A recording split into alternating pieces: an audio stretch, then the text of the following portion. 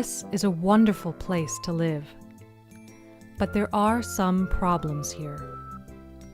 Not all of the children have what they need to be healthy. But here is some exciting news for these children. A lot of serious work that can really help children is happening right here. Mrs. Chicken looks awfully busy. I wonder what she's thinking about. My brain may be the size of your fingernail, but I am doing some very serious work here.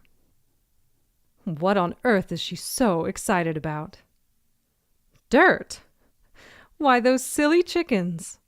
All day long they just scratch and peck the ground. What do they see in the dirt? Oh, you humans! I hear you, and I know what you're thinking. You think you are so smart with your huge brains, and you think you can see everything with your great big eyes. But you don't know what we knew the minute we hatched out. You can't see the wonderful things that we see in this dirt. If only you could see the delicious, nutritious bugs, larvae, worms, seeds, leaves, roots, chips of rocks. It is all full of vitamins and minerals. You call those micronutrients. Then there is protein for growth, and carbohydrates and fat for energy. These keep us healthy, and we pack it all up in a package that you call an egg. Each egg has enough nutrition in it to build a complete little chick. Of course, most of the eggs that I produce are for a donation to you, so that you can benefit from my hard work too. So I hope that you understand why I am too busy to visit much longer. I have very serious work to do. Yes, indeed. Mrs. Chicken and her neighbors are hard at work all day long, gathering nutrients to produce the most complete, nutritious food on planet Earth. Eggs really are amazing. They are delicious. They are nutritious. They contain protein. Children need protein to grow. Pregnant and nursing women need extra protein for themselves and their babies. And, like Mrs. Chicken said, eggs are full of vitamins and minerals. Everybody needs vitamins and minerals to survive, especially women and young children. And everyone, especially women and children, need vitamins and minerals to prevent anemia. Women need extra micronutrients for a safe pregnancy. I told you this was serious business. Children cannot grow well, fight off diseases, and heal from sickness if they do not have good protein and all of the necessary vitamins and minerals that are found in eggs. And if a pregnant woman does not get enough of those good nutrients, her child may be born already malnourished and at higher risk for illness. Eggs have high levels of the good fats that are called omega-3s. Children under age 2 need a lot of fat in their diet to absorb vitamins and to allow their brains to grow and develop. Eggs aren't the only excellent food. There is another food that is critical for babies. The very moment that a child is born, he or she should be put to the mother's breast to nurse. This actually helps to prevent birth complications in the mother and gives baby the most nutritious first milk, called colostrum, which is full of infection-fighting antibodies. Ideally, the infant should have no other food or drink besides breast milk for the first 6 months. That is called exclusive breastfeeding, and is one of the best things that a mother can do for her child. Breast milk is always clean, it is free of charge, and it is always nutritious, and even more nutritious if mother is well fed. An exception to exclusive breastfeeding occurs when an infant gets diarrhea. Then they may need oral rehydration solution. Make the solution with boiled water that is cooled to a safe temperature.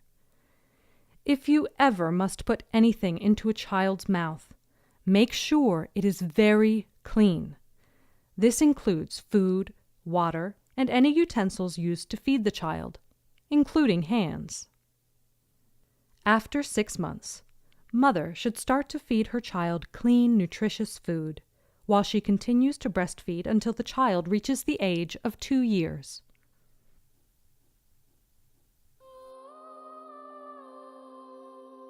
Many mothers around the world make 2 very serious mistakes that can lead to the sickness and even death of their child. The first mistake is to use a baby bottle when the mother cannot really afford to purchase infant formula and cannot easily keep the baby bottle clean. Diluted formula, sugar water, teas, or juices are not an adequate substitute for breast milk. Sadly, baby bottles used incorrectly are sickening and killing babies all over the world. Another very serious mistake is to wean a child from breast milk onto a traditional starchy weaning food made from cassava, rice, millet, or corn. This time of weaning is very dangerous for children in poor communities. First, it is dangerous because weaning foods are easily contaminated by viruses and bacteria in the environment. These microbes can cause diarrhea. Most diarrheas are caused by food that has been contaminated by unwashed hands, uncovered and unclean kitchen utensils and pots, human and animal feces in the environment, flies, roaches, rodents, and domestic animals. In warm weather especially, enough bacteria grows in food to cause illness. Repeated bouts of diarrhea lead to malnutrition and poor immunity, which leads to more illness. It is a vicious cycle. Next, weaning is a dangerous time because the watery gruels, which often progress to thicker porridges, are usually made out of whatever type of starchy grain or food is most readily available in the home. This can be cassava, rice, millet, or corn. None of these starch foods has enough protein, fat, or vitamins and minerals to keep children healthy and to help them grow. So, children weaned onto starchy or sugary traditional weaning foods often become malnourished. Even if they get enough food to satisfy their hunger, it is not enough to satisfy their body's needs. When a mother learns this, she, of course, wants to find a way to serve her weaning infant food that is clean, nutritious, and easy to prepare. I have a suggestion for you. I, along with my neighbors, provide eggs for your kitchen. If you take good care of us, we will provide eggs for you and your family.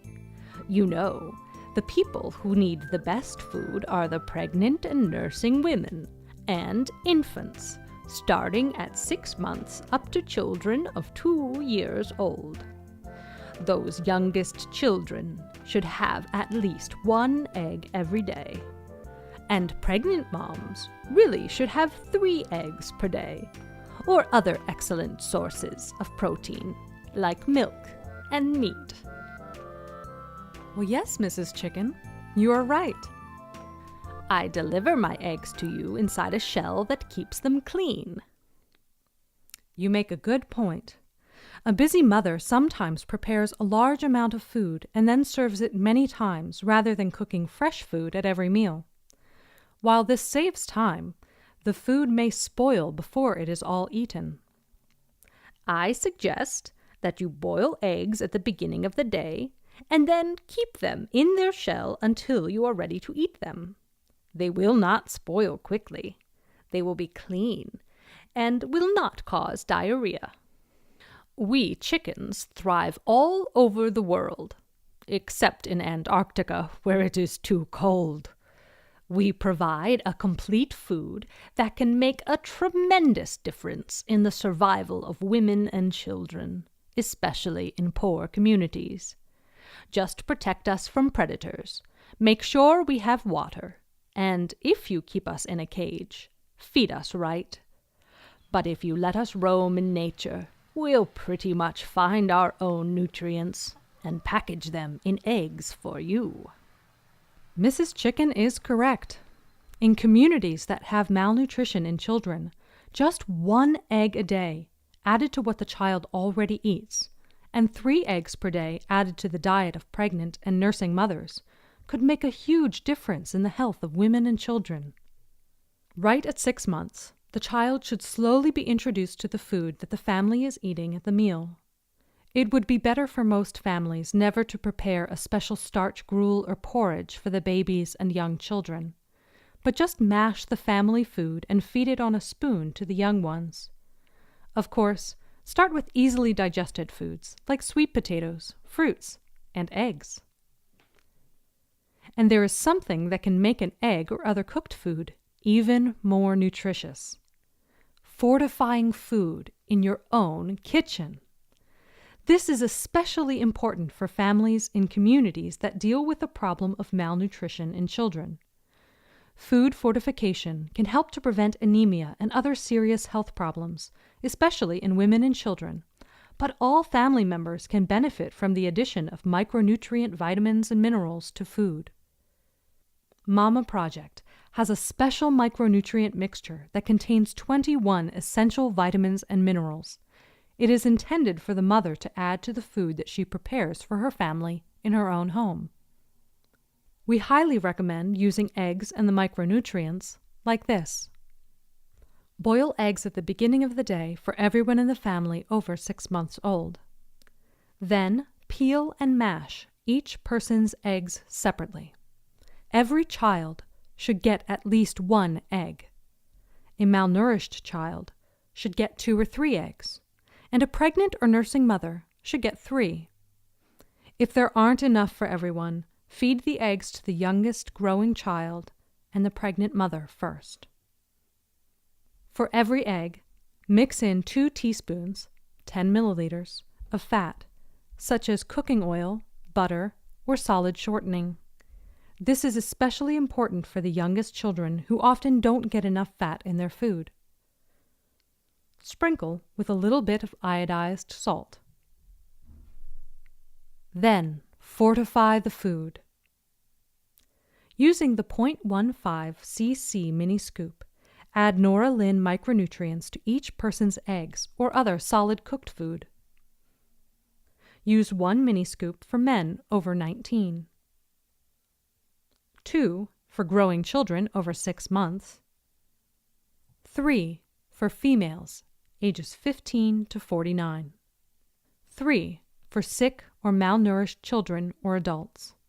Note that it is very important for sick people to see a doctor and treat serious illnesses.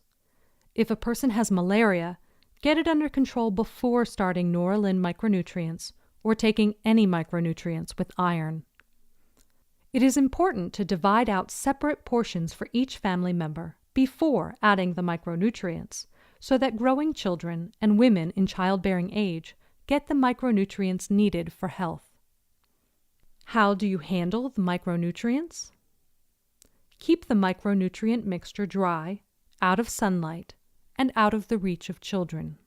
The mixture comes in a bag. Open only 1 bag at a time and carefully pour it into the dispensing container. Close the container lid with the 0.15 cc mini scoop inside. Always keep the mini scoop in the container with the lid snapped tightly closed. Don't let it touch the food or let it get dirty or wet. Add Nora Lynn micronutrients to food after it is cooked, not before cooking, since cooking will cut down the strength of some of the vitamins. Also, it is best to mix it into solid food, since the minerals fall to the bottom of liquids like juice and water and may be wasted. Here's how to measure out an exact mini scoop. First, be sure your hands are clean and dry. Bring the scoop and container to the food. Open the container, reach in, and grab the scoop by the end of the handle and get a full scoop of micronutrients. Compress the mixture against the side of the container to make it level. Tap off any micronutrients on the handle. Hold the scoop right above the food.